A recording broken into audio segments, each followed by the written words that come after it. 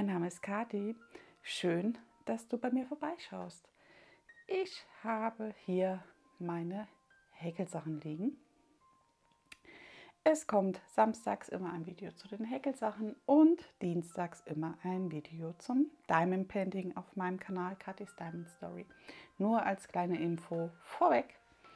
Ja, die zwei Hauptprojekte von mir liegen hier noch und hier steht eine kleine Tüte, da ist was ganz klitzekleines Neues drin. Aber wirklich nur ganz klein.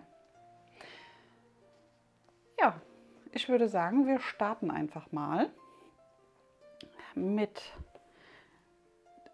dem süßen Teil, das in der Bobbelschachtel wohnt, Bobbeldose wohnt, in der Garnschachtel. Und ja, ihr seht es, ich bin bei Grau angelangt. Und jetzt laufen wir sozusagen von diesem bisschen dunkleren Grau in das bisschen hellere Grau. Und ja, es ist der Bonbon von Miss Pimpinella, dem Etsy-Shop. Dreifädig, 50 Baumwolle, 50 Polyacryl. Und der wohnt, wie gesagt, hier in meiner Garnschachtel von Miss Pimpinella. Genau. Das Projekt häkel ich mit einer Dreiernadel. Das sieht man gar nicht so gut, das ist hier eingestanzt, 3 mm. Und ja, es ist ein bisschen weiter gegangen. Ich habe schon wieder meinen Markierer vergessen. Meinen Schutz, damit ich mir die Masche nicht aufziehe. Der ist, glaube ich, hier irgendwo. Ja, da ist er. Machen wir den mal gerade noch rein. Also, das Projekt hier wird mit einfachen Stäbchen gehäkelt. Es ist ein super einfaches Muster dabei. Hier seht ihr mal den Faden, aber da liegt er doppelt. So. Da seht ihr zweimal grau und einmal so ein ja, weiß will ich nicht sagen. So ein ja, cremeweiß. Und ja. So. Und jetzt passiert es mir nicht mehr, dass ich mir die Masche dabei aufziehe. Ja. Das hier ist ja der Raglan von oben. Wie gesagt, mit dem Bonbon. Und der ist schon jetzt relativ gut gewachsen. Ich habe den jetzt auch anprobiert. Es fehlt jetzt noch so ein kleines Stück. Fehlt mir jetzt noch, oder möchte ich ihn einfach länger haben, damit er ein bisschen Spielraum sozusagen noch hat. Ja. So seht ihr mal den Verlauf von dem schönen Pink in das Grau hinein. Also ich finde so, das sieht ganz gut aus. Mir gefällt das auch gut, dass hier die Kästchen immer um 1 versetzt sind. Ich finde, das sieht, also mir persönlich gefällt es ganz gut. Ja, und unten kommt halt noch so ein Bündchen mit dran, werde ich noch dran machen. Wo ich jetzt am Überlegen war, ob ich da überhaupt wirklich Ärmelchen dran mache, weil, wie gesagt, ich habe ihn anprobiert und die Ärmelchen, die Ärmelchen sind so ganz goldig, die rollen sich so ein bisschen und das sieht eigentlich nicht schlecht aus. Ich habe es zwar lieber, wenn der Pulli immer so einen Dreiviertelarm hat, aber wie gesagt, ich finde das jetzt nicht schlecht und ich werde ja immer was drunter ziehen, deswegen könnte ich ja auch, anstatt so einen Tanktop drunter zu ziehen, könnte ich ja auch so ein Shirt einfach drunter ziehen, was halt die längeren Ärmelchen einfach hat. Ja, ich denke, das werde ich auch machen. Also, aber dann habe ich noch so viel Garn übrig. Mal gucken. Weil ich ja jetzt die Ärmelchen gerechnet hatte. Mal schauen. Mal schauen. weil ich brauche lieber einen Knäuel komplett auf, als dass ich nachher immer noch irgendwie einen Rest habe und dann nicht immer so weiß, was ich mit den Resten machen soll. Deswegen verhäkel ich das alles lieber in einem Projekt und dann ist es für mich erledigt. Aber gut, mal gucken. Ich weiß es noch nicht. Ja, wie ihr seht, waren wir hier das letzte Mal. Ich drehe gerade mal das Projekt um. Also hier unten waren wir und das Stückchen hier kam jetzt dazu. Dadurch, dass das mit dem kleinen Muster so ist, lässt sich das super häkeln vorm Fernseher oder, je nachdem, wo man gerade ist. Und es ist wirklich angenehm. Man verzettelt sich nicht, man muss nichts zählen. Also das muss ich wirklich sagen, das Muster gefällt mir für so Sachen sehr gut. Ja, setzen wir mal den Maschenmarkierer um. Ich hänge den jetzt immer in mehrere Maschen ein, weil der schon ein bisschen schwerer ist, der Markierer hier. Ist ja eigentlich, glaube ich, ein Schutzengel für einen Schlüssel oder sowas. Aber ich nutze den als Maschenmarkierer. So, und dann kommt das noch dran, sozusagen. Genau. Und hier oben, das habt ihr ja mitbekommen, wenn ihr die Videos vorher geschaut habt, das ist ja ein Raglan einfach von oben gehäkelt. Also erst das Bündchen, dann die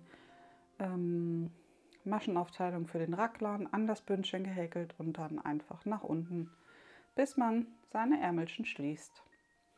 Und hier hatte ich euch ja auch gezeigt und gesagt, dass ich hier manchmal noch Maschen dazu nehme. Meistens so, also ich mache jetzt immer 4 Stück.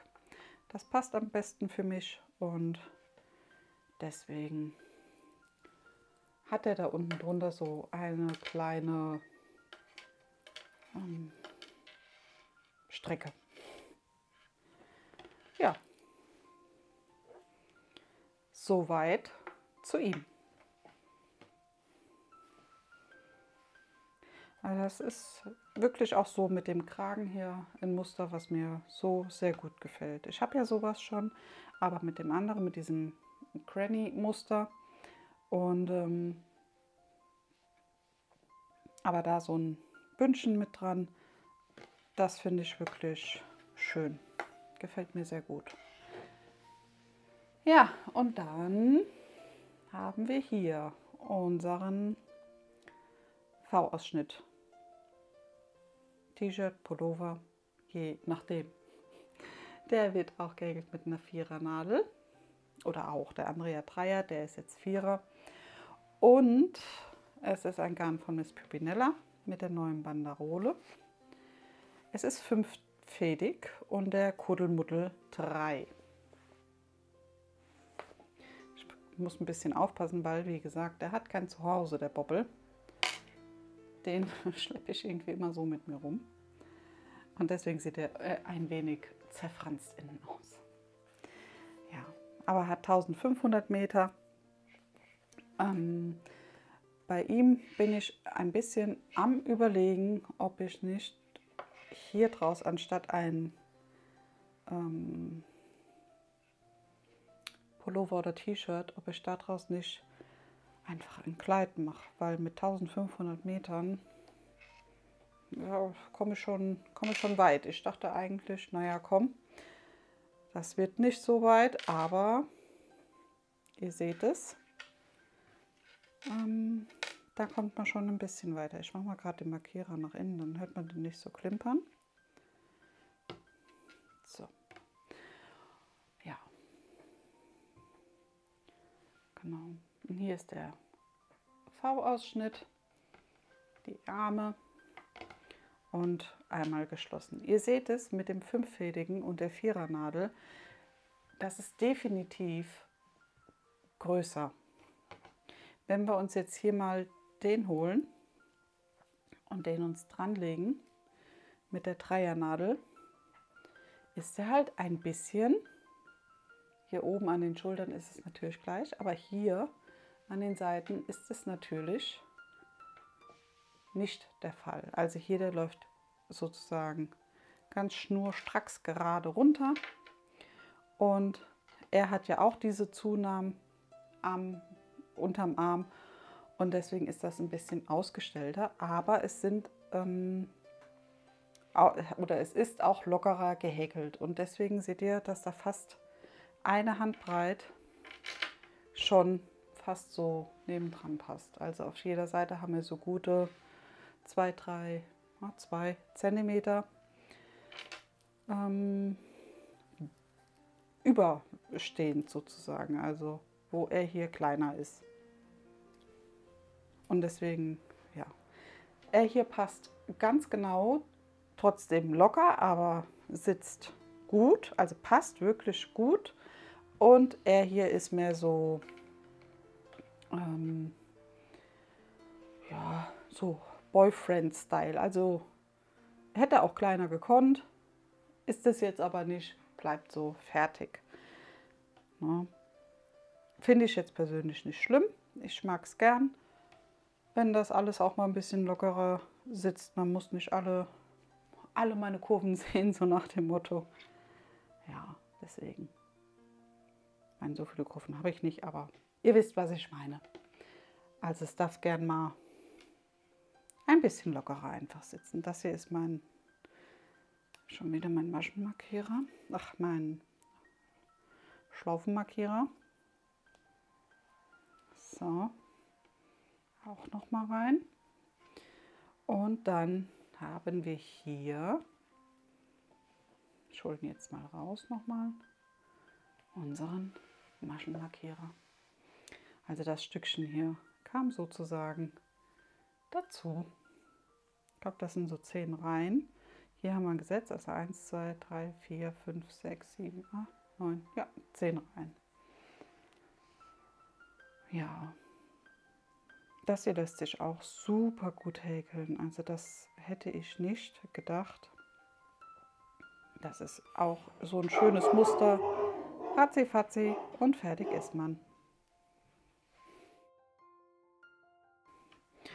Ja, dann versetzen wir mal den Maschenmarkierer einmal nach vorne. Aber ja, ich weiß jetzt gar nicht, wie würdet ihr das denn machen? Würdet ihr daraus so ein bisschen oder vielleicht einen längeren Pullover machen? Ich weiß nicht. Ihr könnt mir ja mal eure Meinung mitteilen und dann schaue ich mal. Aber ich glaube, ja, ich meine, ich habe ja 1500 Meter. Mal schauen. Ist ja noch einiges. Und da wären wir dann wieder bei dem Thema, was mache ich mit dem Rest? Na. Ich meine, ich würde vielleicht gerne noch so ein Bündchen dran machen an dem Rand hier. Aber mal gucken, weiß ich noch nicht. Vielleicht häkle ich das dann auch einfach so weit, wie es mir gefällt, wie ich Lust habe. Und dann kommt vielleicht was Neues. Ja, das kann natürlich auch sein. Ich weiß es noch nicht. Ja, und dann haben wir hier in dem kleinen Projektbeutel noch ein anderes kleines Projekt, aber wirklich nur ganz, ganz, ganz klein. Sozusagen gerade erst gestartet. Und das ist angeschlagen mit einer Vierernadel. Das ist noch eine ganz, ganz alte Nadel. Die habe ich jetzt beim Aufräumen gefunden und dachte, die kann ich doch auch nutzen. Ja, und das ist ein Unicatis-Bobbel. Ist hier so ein kleiner süßer Maschenmarkierer noch mit dran. Das habe ich aber dran gelassen, damit der Zettel mit dran ist. Und das ist von Flammen geküsst. 1000 Meter, vierfach, 50 Baumwolle und Polyacryl, also 50-50. Ja, und das ist der Verlauf. Also ich finde den sehr schön, den Verlauf, also diese Farbkombination, sagen wir so. Und davon habe ich jetzt einfach nach Lust und Laune ein kleines Tuch angeschlagen. Ihr seht, das sind ja erst ein paar Reihen. Ja, aber ja, das hat mir halt irgendwie in der Nase gesteckt. Und ich wollte mal ein bisschen Abwechslung haben zu den beiden. Und deswegen habe ich das angeschlagen. Ich hole gerade mal noch einen Maschenmarkierer. Den hatte ich jetzt noch nicht. Und dann kann man das ja markieren. Und dann haben wir den schon mal. Aber das Tuch kann langsam wachsen. Das wird je nachdem, wie ich Lust und Laune habe, gehäkelt. Deswegen, ja. Ich glaube, wir holen hier mal die kleine Katze raus. Die finde ich ganz süß.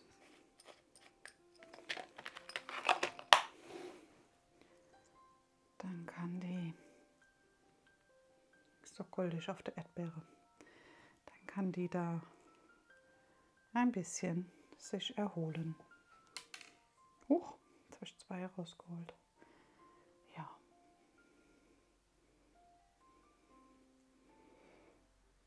Deswegen, ja. Genau, und das waren jetzt die Projekte, die kleinen Projekte, an denen ich jetzt so gearbeitet habe die Woche. Nicht viel, aber trotzdem ein bisschen. Ich bin ganz zufrieden. Ich kann euch was Neues zeigen, auch wenn es nur klein ist. Und ich denke, dass der hier das nächste Mal fertig ist. Und wie gesagt, zudem kommt jetzt, muss ich aber erst noch, also kommt jetzt, das ist falsch gesagt, muss ich noch anfangen, das Video dazu zu machen, damit ihr seht, wie ich den V-Ausschnitt hier gemacht habe. Aber das wollte ich jetzt erst in Angriff nehmen, denn wir haben Montag ja frei, ist das Pfingsten, und da werde ich sozusagen schon mal einen Teil davon drehen, aufnehmen und dann mal gucken, wie weit ich da mit dem Häkeln komme, weil ich muss ja sozusagen das Ganze einmal komplett machen. Jetzt würde mich mal interessieren, wenn ihr das sehen wollt. Ich wollte den Pulli an die Größe von meiner Tochter anpassen, denn ja, die ist halt definitiv schmaler vom Kreuz her, und dann wäre das halt von der Maschenanzahl alles geringer als bei mir. Ich könnte euch ja bei der Anleitung oder bei dem, so wie ich es gehäkelt habe, dazu sagen, wie viele Maschen ich bei meinem hatte und wie viele Maschen ich bei meiner Tochter nehme. Oder für diesen Pulli dann nehme.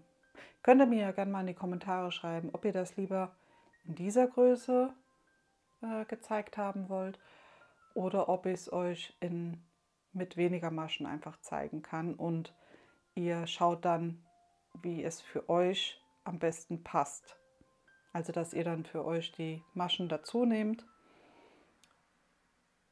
Ja, müsst ihr mir mal Bescheid geben, damit ich das einfach weiß. Ja? Ja, in diesem Sinne hoffe ich, euch hat das Video gefallen und ich würde sagen, wir hören und sehen uns dann das nächste Mal. Schön, dass du mit dabei warst.